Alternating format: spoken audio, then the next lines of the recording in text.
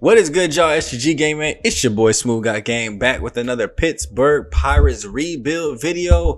And today we are still back at it, trying to get the Pirates back into playoff contention. And you can see we're already starting off in good position. 3.5 games behind the Cardinals, 2 games behind the Reds, and a very, very good 10-game stretch about to happen here for you guys. So if you guys are ready for the episode, please hit the video with a like, subscribe, and turn that bell on so you guys can know when videos are going live.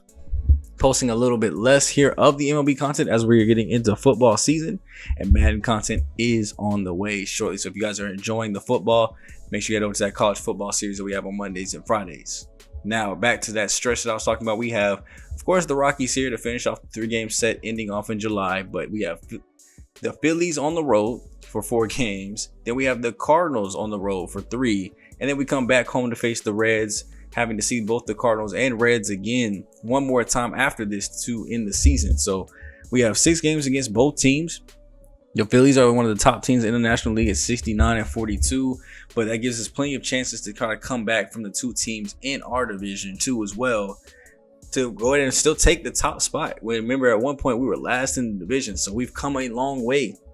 Now, as we go ahead and simulate through the first game, we get Anthony Santander back and Jose Leclerc after a win 5-2 against the Rockies. And we're going to actually go through a new way of going through games quickly here, as you guys will see as we go throughout the episode. But first, I wanted to get into this Phillies series with a player lock, or a couple of player lock games. As we're going to start off first with Anthony Santander, fresh off of his injury, coming back into our starting lineup. And he's been, the most consistent out of the 2 that we picked up between him and Pete Alonso. Alonso's kind of slipped off this year and hasn't put up the same amount of numbers. Still pretty good power-wise, but Santander here has been unbelievably consistent, hitting 30 home runs a season basically every year. So he's barely been a key part to this team. A great outfielder. He's got a great strong arm in right field. Has been able to throw runners out. And here in his first at-bats, we'll face off against Zach Wheeler with a runner at first base. And the first thing he's going to do coming back from injury is send a long ball gone. 2-run home run here. Just as we're talking about how consistent the homers are. 25th on the season. And of course, we are going to just watch this from the player screen here as Pete Alonso also gets himself a solo home run. We're up 3-0 now as we go to the bottom of the second. Jared Jones is on the mound, so he's been very inconsistent too as well. 1 good start, 1 bad start, it seems like. But today, we're hoping to see the good version of him. This is going to be a liner out to right field. Santander also showing off the other part of his game that I was talking about, the strong arm, as that one's going to get there. Whoa, that was way too early. The third baseman probably had time to go ahead and catch that, run to the dugout, come back, and still make the tag. That throw was well in time. I don't know what the runner was thinking going from first to third on that type of hit. But I'll take it because it keeps the game 3-0 here in the third. And Santander gets a base hit into the outfield. Average roughly around that 270, 260 mark pretty much all season. Kind of dipped up to 280 for a little bit. But here, this season, I couldn't have asked for a better time for him actually to kind of turn up that average. Because we've also seen, too, we've literally only had like 1 guy hit 300 and everybody else has been around 260. And maybe we'll have one person crack 270. But this year, we got a whole bunch of people in the lineup hitting around 270. Here goes Pete Alonso shrugging off the cold rumors as he gets an RBI double, making that a 2 RBI double. Actually, 3 RBI double. I forgot we did have a runner in front of us. Clearing the base pass off his 18th double of the season gives us a 6-0 lead. We go to the 4th inning here. They've already gone to the bullpen, bringing Marcus Stroman in. And we have runners at first and second again. So dangerous situation is Santander looking to make it a 3-for-3 day. And he will line that one back past the pitcher's head. That's going to be a base hit. Scoring across another run as that throw is going to go into third base to make sure we stay at first and second. And this is the team that I envisioned from the start of the season. I'm surprised it took so long for us to get this way.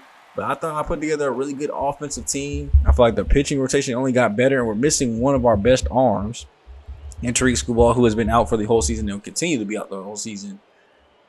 Not even going to be able to make it back in time for the postseason. I don't believe here Santander actually seeing the shift this time for once with nobody being on base, and it pays off in his favor as he's able to hit that one right into the gap. And we're still only in the 6th inning, so still plenty of game left here as we are up 8-0 now. That's going to get down in front of the left fielder, bobbling in front of him, but we'll stay at second base just to not do anything risky with 2 outs. Let's see if we can get across a couple more runs here. Cruz on the ground at third base. Throw will go to second, though, and they will get Julian Cortez there. 12 hits as a squad, as we've only given up 2 on our end. Jared Jones is pitching phenomenally. Still only giving up 2 hits here as we go to the 7th. In the 8th, still no extra hits there. Going here into the top of the 8th.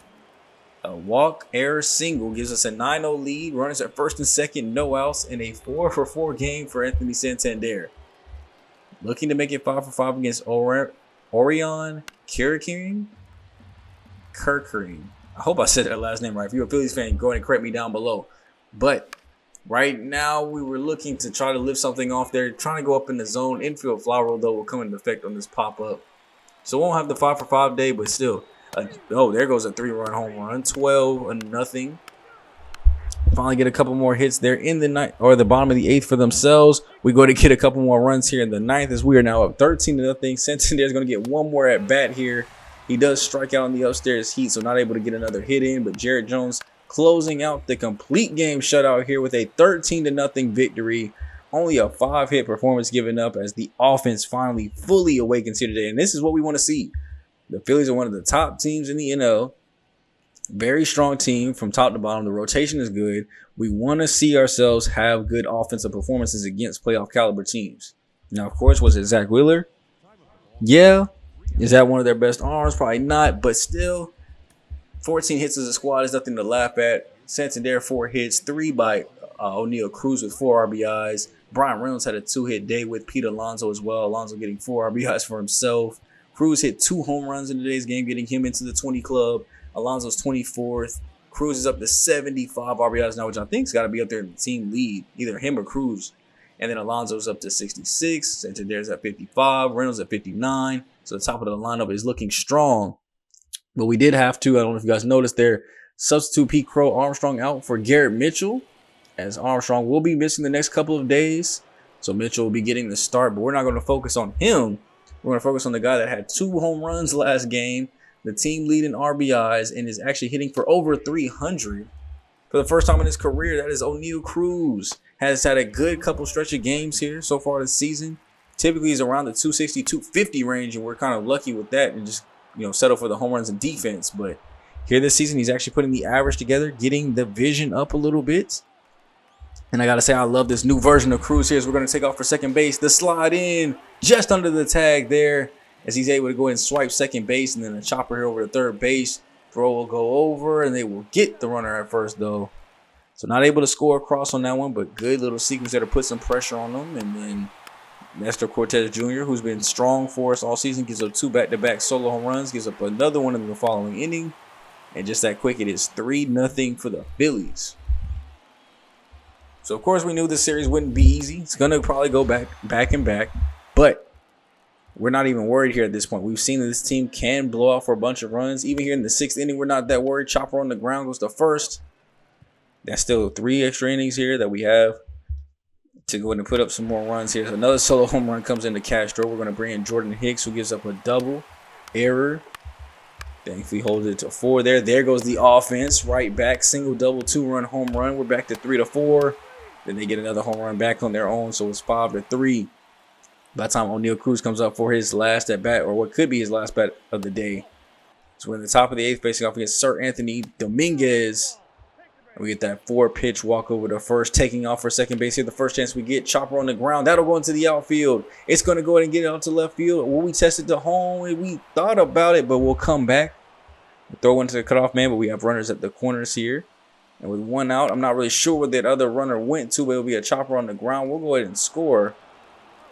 And really, where did that runner go? So I think he just kind of disappeared. Because I think we still have 1 out regardless, but it is what it is. We're back to 4-5. Going to the top of the 9th here. Couldn't put together any offense, and the Phillies will actually walk out of here with win number 2. Or win in game number 2, I should say. So back and forth already here. I mean, we're on the road too. So to be able to do this on the road, to have the dominant performance we did yesterday, I can't even be mad at it. Today even was a good performance to get a dub. 11 hits, 4 earned runs. I can't be mad at it. We just gave up a lot of solo home runs today. Nestor Cortez Jr., one of his rare bad starts on the season. 5 innings, 4 earned. And I think they all came way solo home run too as well. So we had a couple guys get 2 hits today. Henry, Julian, Garrett, all having 2-hit days. Reynolds having 3 strikeouts on the day, though, unfortunately. Davis' 16th home run. And Cortez, 7 hits, 6 Ks, 1 walk, as Jordan Hicks came in to shut the door for us. So going into game 3, I did want to highlight one of our young prospects here, Tamar Johnson, who's finally bouncing back from his sophomore slump, plus 11 to his contact versus lefties. He's really been killing the lefties this season, which is great as a left-handed bat to go in and not have that matchup problem. He's up to a 79, almost an 80 overall. 1 hit away from his 100th on the season, and is back up to batting .273 with a .346 on base, .410 slugging. He's honestly back to his original Rookie of the Year self and not the sophomore slump version of him. So we'll be focusing on him today in today's game, as he also has great defense too as well. That's the main reason I'm glad that he's back playing second base here. Obviously, we had Rob Key kind of filling that spot last year. Kind of saw a little bit of errors there, but this time we're back to Johnson in our regularly scheduled program as that throw was on target. Great double play there by the squad. And it'll lead us up to Johnson coming up here for his first AB of the game. Bottom or top of the third versus Freddie Peralta. After taking that first pitch there, all the way inside on the hands, we're seeing what kind of patience Tamar Johnson can show. I think that's one of the things that helps him out with getting his average back up, although he's hitting tremendously hitting better against lefties than righties. It's also his patience has gotten a lot better. His vision's is getting better, and I think that's what's helping him get through this sophomore slump. As Julian Cortez is that 2-run home run to give us the lead here in Philadelphia yet again. This is looking like this one's kind of more of a pitcher's duel, as the other two were pretty high scoring games. We're only 2-0 here in the 5th, and that'll be a swing at the miss upstairs after we were just talking about his vision getting better. Of course, it's not better when I'm on the sticks, but Davis gets a home run there to get back on the lead, and then we open that offense right back up. A double 2-run home run and a solo home run from our top power guys gives us a nice 6-1 cushion here. And just like that, the offense can explode at any moment. So it was 2-0 for the longest portion of the game. Now it's 6-1 here in the 7th. Great liner here over the shortstop. The throw will go over to first base, and that'll be bobbled by the first baseman. Not able to pick that one up. Tamar Johnson will reach. They're going to go ahead and get that at E6. Let me know down below. I mean, a lot of y'all probably know baseball a little bit more than me. I probably would have given that at E3. I feel like as a first baseman, you got to be able to pick that. Like, of course, the throw could be higher, but I don't know. I just operate by receiver rules, too. If the ball touches your hands, you got to bring that in no matter where it is, behind you, in front of you, on the ground. That's just how you play. So I feel like that's got to be an E3 at the least. Now, thankfully, we are on first base here, though. We're not going to take off with Johnson's speed, though. 65 is not going to get you a stolen base. And because of that, we will just go ahead and pop that one out to left field. So it's still going to be a 6-1 ball game here, but that should be more than enough to get us out of here. As Oviedo starting to pitch very well, getting a little tired, giving up his 2nd earned run of the game. But goes into the 9th here. We go ahead and put Alex Vesia in, and he almost dang near blew the game. Thankfully, Alonso gives us some more offense there with a solo home run, but 3 runs there in the bottom of the 8th is not good. Vesia's, I mean, he's a Rule 5 pickup. At times, he's played really good, but at times, too, he's blown games and made me want to send him back to his old team, which I think there's a way around the Rule 5 thing. I think if you send him down late in the season, nothing happens, because we did that with Nathan Church, and he was still on the roster for a minute. So, until I actually forcibly traded him. Now, of course, we go ahead and walk out of here with a W, getting our 2nd one here in the series. Now, we have a 4-game set here against Philadelphia, though. Don't forget. So, they could tie this series back up, but this is a great showing here as what could be a potential postseason matchup. Going up 2-1 here as Oviedo gets his 9th win of the season. Santos, the rookie's 24th save. And we got all of this with a 7-5 victory. Alonso 3 for 4, 2 home runs and 2 RBIs today. He was not playing around, getting up to 26 home runs. Now it's a 3-way tie between him, Santander, and Cortez for team lead.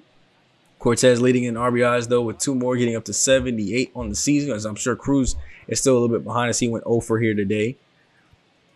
And then pitching-wise, Vesia only was able to get 2 outs. Only 1 earned run charged to him. The other 3 got charged to the other 2 got charged to Johan Oviedo, which sucks for his ERA going up to the 4s now. But Jose Leclerc, Alexis Santos going and finishing that one out for us.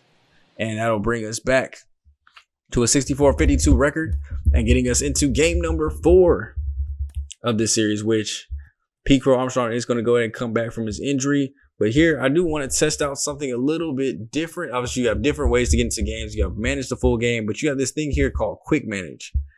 which I can basically kind of choose to pitch around, swing, but I kind of control the game a little bit more than just kind of simulating. So I wanted to just check this one out for the final game and see what happened.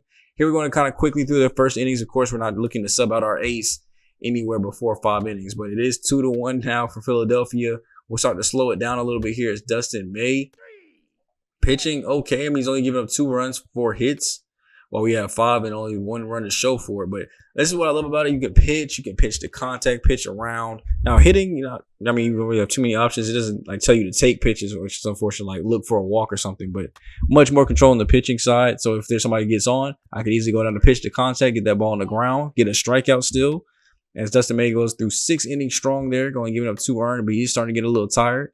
Jose Aguirre, that's how you say it, is going to go ahead and get pulled from the game for Robert Stevenson. As we go and get back-to-back singles by Hayes and Johnson to get us in a good position to score. So now we can go ahead and kind of jump into the game, almost like critical situation or moments. What is it called? Not moments that matter. What is that thing called in Madden where you got the play the moments, where you kind of just come in as the game starts to get interesting. So we're definitely going to utilize that here a little bit in the series to try to get through games faster, but still play some of these high intensity moments. It's here in the 7th. We are up 2-1. Looking at our bullpen and who we can possibly bring into this game. I'm thinking Lucas Sims, just with the quality of lefty and righties that are coming up and how he's doing better against righties than lefties, with still low average against lefties. We'll go ahead and warm him up and get him ready to go, so we can take over for Dustin May in the top or in the bottom of the 7th, most likely. As Ethan Salas pops this one into center field. Shortstop will range back, calling off the outfielder for it, and that'll be a pop out for out number 2. We go to Pete Crow Armstrong, 0 for 3, coming back in the lineup for the first day. Gets a liner there right to shortstop, and I thought that might have been in the gap. If that had got where I thought it was going, that could have been an inside the park home run. Unfortunately, Dustin May will exit this game without the chance to go ahead and get a dub. So Sims will have to go ahead and come in and keep this one close for us. Thankfully, we warmed him up, so he's going to come in good. He gets the first 3 outs. Going to the top of the 8th, solo home run by Anthony Santander gets us back to a tie ball game, and Cortez gets a base hit afterwards, followed by Alonso getting one. And they're going to go with Carlos Estevez, trying to come into this ball game and keep it a 2-2 tie. 16 holds on the season, but that ERA is looking mighty delicious. 5.2, 287 against lefties. Of course, we got Brian Hayes up next, though. 3 for 3, but 3 singles today, though. So he actually has been crushing the ball. Can he give me one more hit here to go ahead and take this lead back over for the Pirates?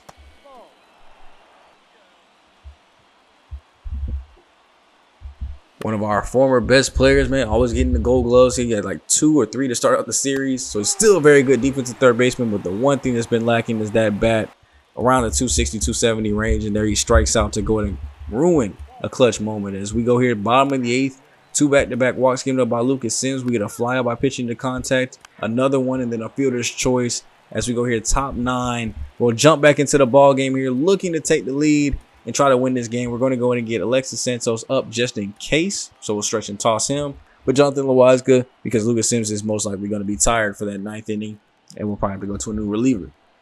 So we're going to have 8, 9, and 1 set to do up here against Carlos. As Samar Johnson, looking to continue with a good year as he pops his 4-seamer right at the chest to center field, and that'll be gloved in about midway depth, not even close to the warning track. Then Ethan Salas coming in for Henry Davis, trying to pinch hit here.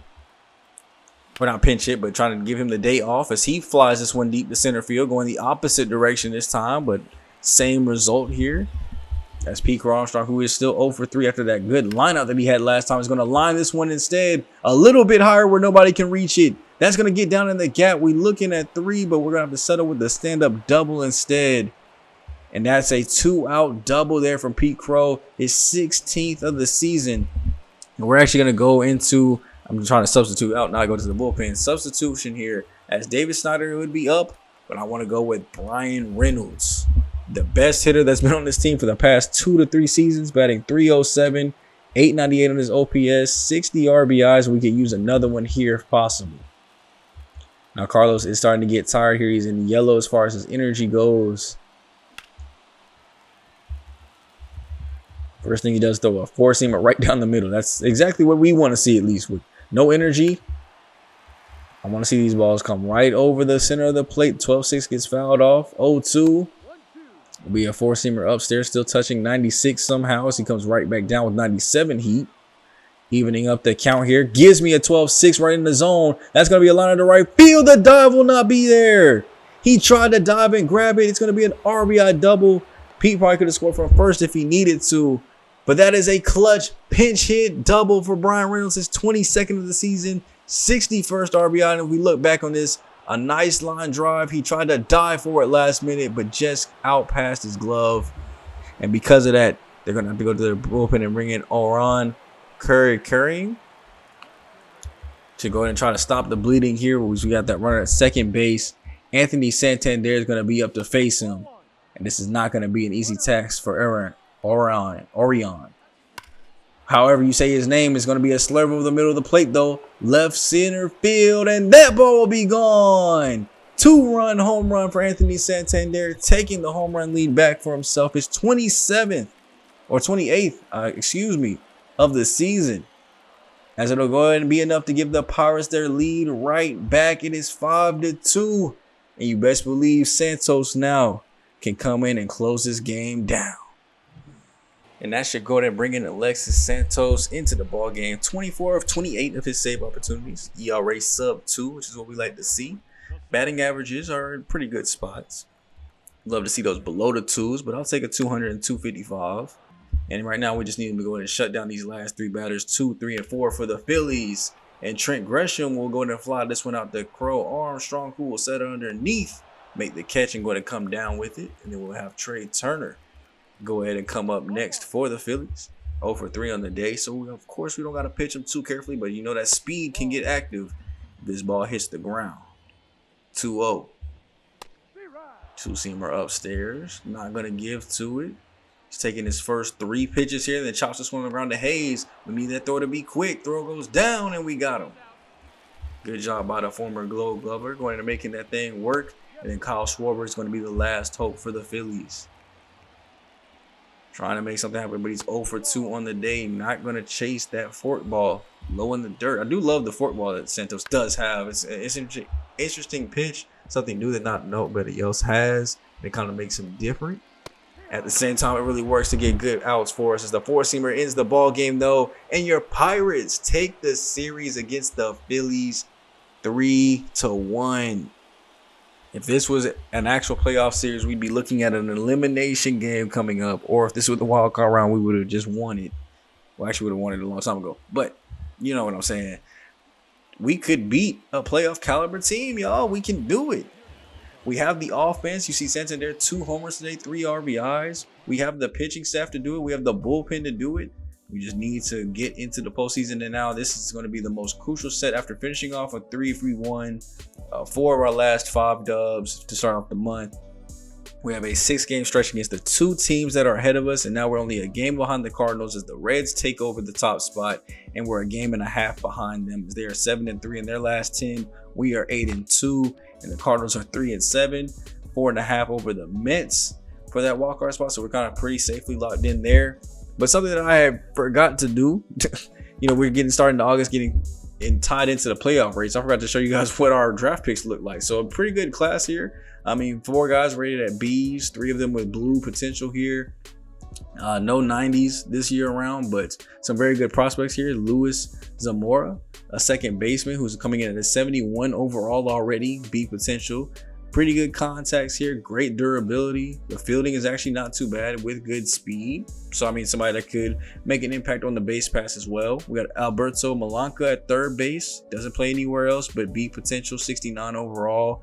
He's got pretty good contact versus right. Contact versus left could use some work. Vision could use some work. And defense definitely needs some work.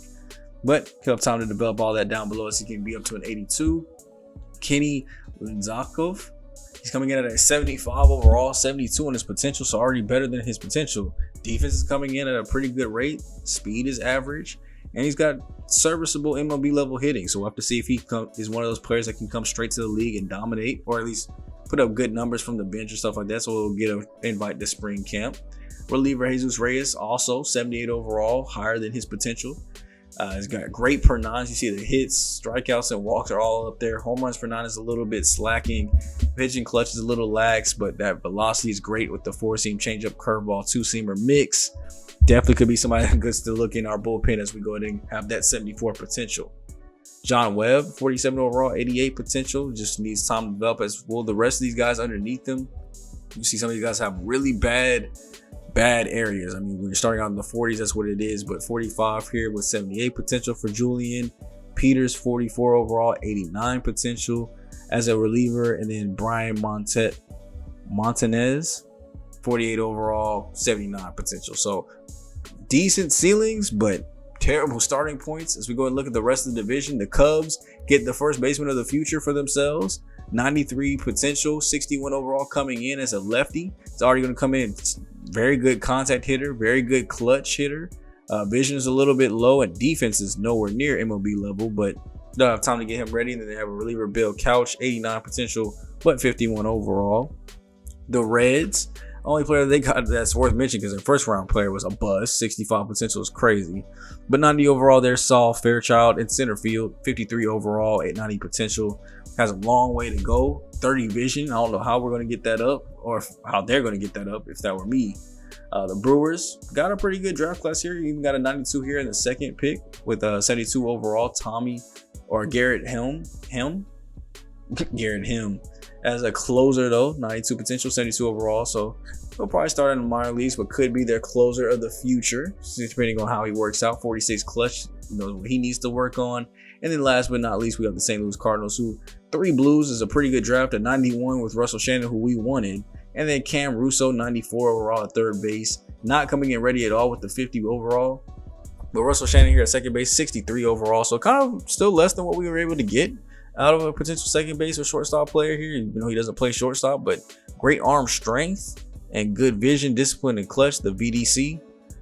But outside of that, I mean, speed is average, contact is average, no power.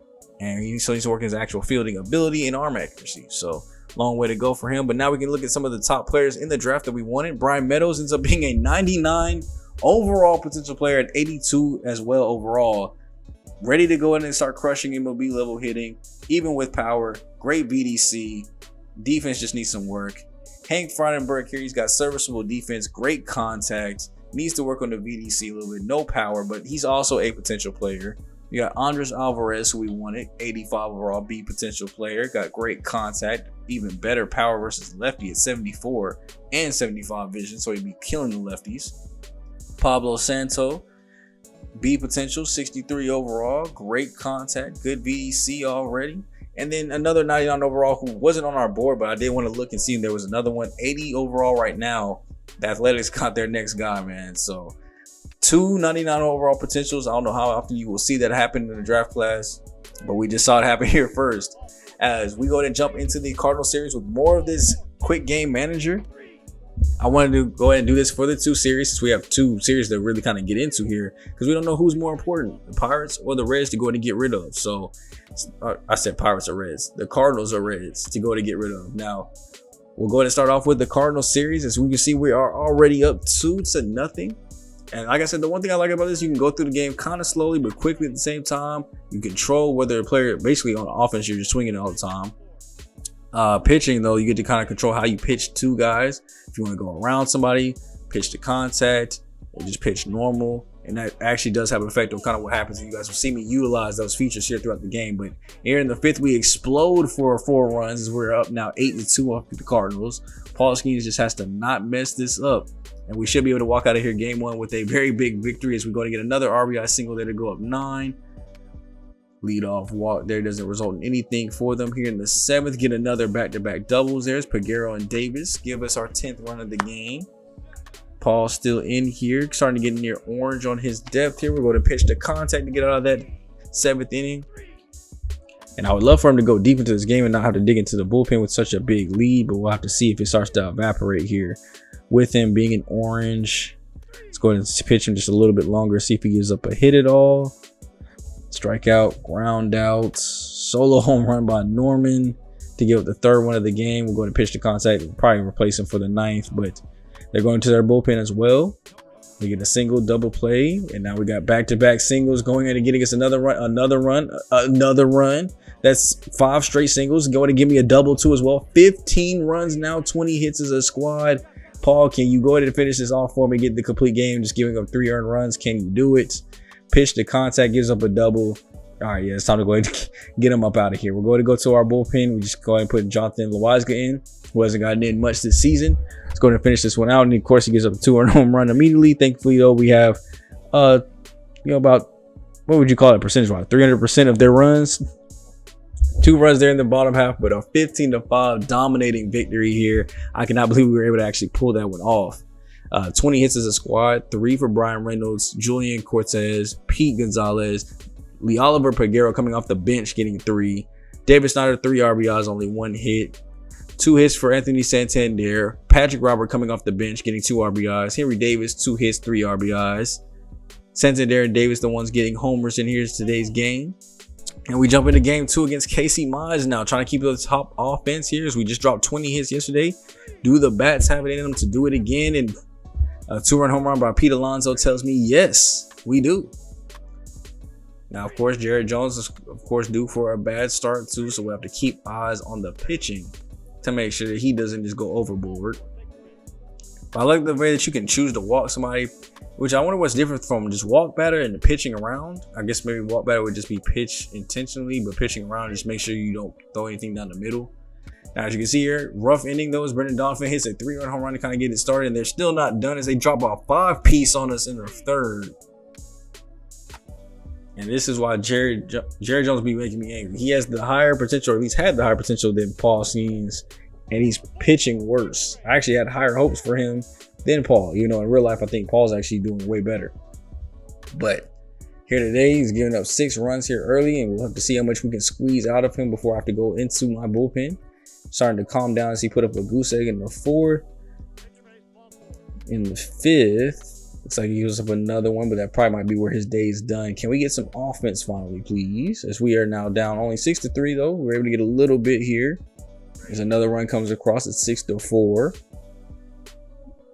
Jones, who is getting tired. We'll see how much longer he can go. We'll just kind of pitch the contact to kind of keep things safe. Gives me at least 6 innings strong there, but we're for sure going to take him out after the 6th, though. That's long enough. Zach Thomas comes in for them, too, as well. They thought the same thing. We're going to go ahead and go with one of our long relievers, Matt Strom here. Just keep this game where it is. Back-to-back singles is not going to do it, but at least we get a throw out there. And we're able to end off the 7th inning going to the 8th. Let me know if you guys want to see more stuff like this, too. Obviously, we're just kind of narrating what's going on. But let me know if you guys want to see some more of these quick games. It's a way to get through multiple games quickly and not just having one full game and then just a whole bunch of simulation. Because as you saw last time, if it gets interesting, we can definitely hop in. Like we are here again, once again, going into the 9th, only down 2. This is why we're jumping in. There's no point in jumping that last game. We were down, or we were up 15-3 at one point and won 15-5. So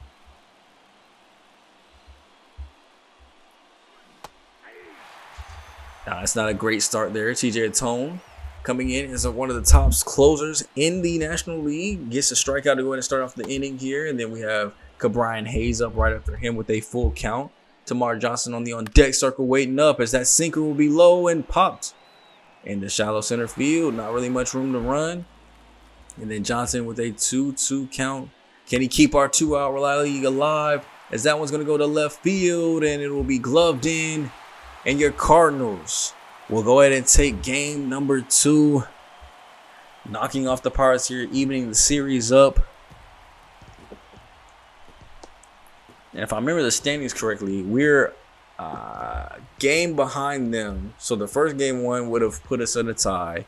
That game puts us back to a game behind them. So we got to win the next game so we can go ahead and get back to this tied record with them. We got to close the gap between them and the Reds. And who knows what the Reds got going on right now. So go look in the bullpen here. It's only 7 hits as a squad. We got to tag those together a little bit more. But when Santander and Cruz are going to go cold and go over, there's only so much we can do in those situations. So back here to the quick manage as we have Zach Eflin to go against here today on the mound for the Cards. 7-8 win-loss, but a great ERA, great whip. And as we have Nestor Cortez on the mound for us, as he goes and gives up an RBI double to start things off, giving up an early 1-0 lead to the Cardinals.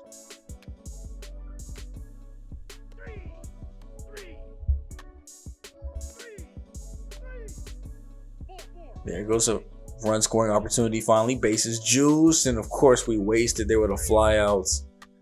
Finally had a chance there to possibly do something, and then here a triple. We go ahead and get out of that clutch situation with the pitching to contact. 2 guys on here with a double and walk. 3-run home run there by Henry Davis, once again putting in work for us. Give us the lead back. It's 3-1. Cortez, now we just need you to play good. Pitch to contact when you need to. Play conservatively. Let's get this dub. We'll have to see how long Zach stays into the ball game for them.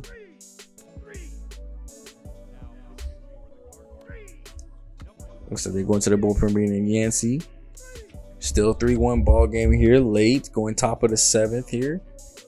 Cortez Jr. is calmed down there from the first innings. Miguel Castro's in the ball game. Sack bunt there. I tried to go ahead and utilize the bunt feature, see if we can get like a drag bunt instead. Wish we could have made that work to get 2 guys on, but it didn't. And worked out in our favor at least. But here goes a double by Santander. Single by Cortez Jr. Fielder's choice. Stops him from getting a second. And then a double play ends the rally. Cortez. Can we go ahead and end off this complete game, please? As we get the double play we need. Top of the 9th here. They're going Ryan Hensley to go ahead and keep us cold out here, which he does. And now we're going to jump into the game here with a chance to go ahead and close us out. 2-run lead here, so we're going to jump in. We have Alexi Santos just getting ready just in case. And he might be needed as that ball is gone. Solo home run for the Cardinals. So that was Nolan Gorman, 26th home run of the season.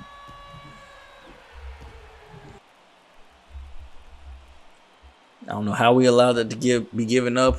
This, of course, is his first at bat there in the 9th, but we're going to try to bounce back as Santos is still not ready. So we get the strikeout on Walker, a ground ball over here to Hayes from Contreras. As we throw over and get him easily, we still might be able to salvage this game and get out of here with the dub without needing our closer, James Woods. Gets the call, strike 3 on the hands, and that'll be a series victory here against the Cardinals, tying us back up with them now with what should either be the same record or like we have 1 more win, they have 1 less loss.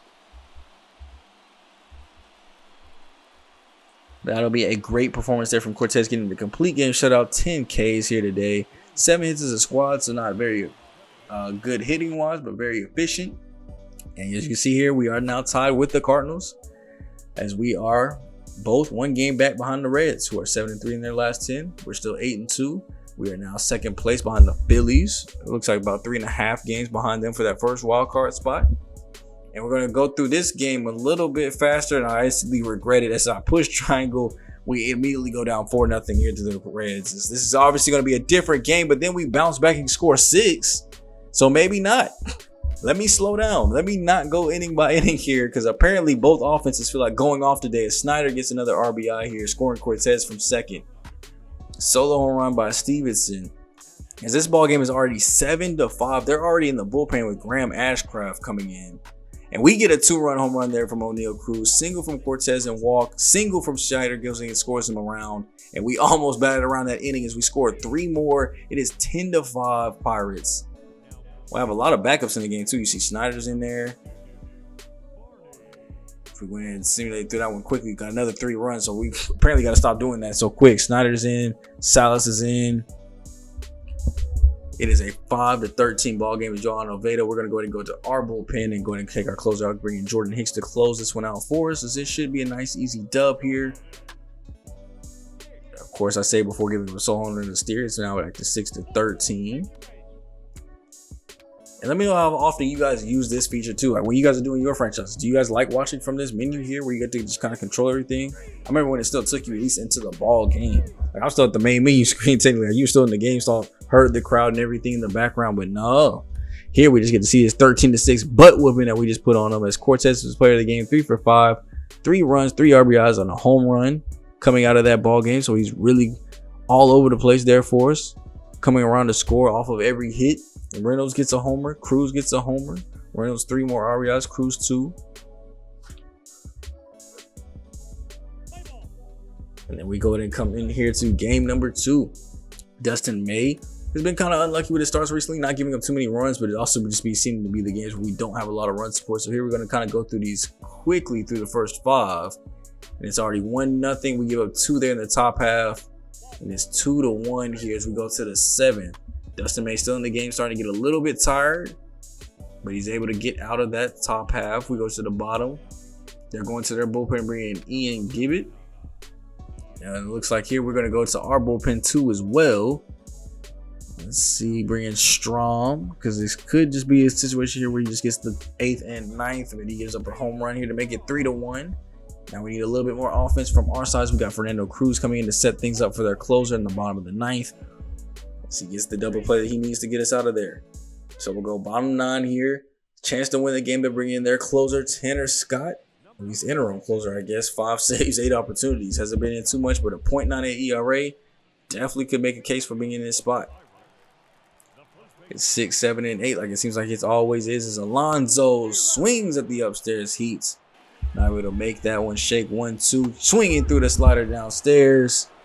Not much you can do on that. And then Brian Hayes, 2-2 even count, swings over the top of his slider as well.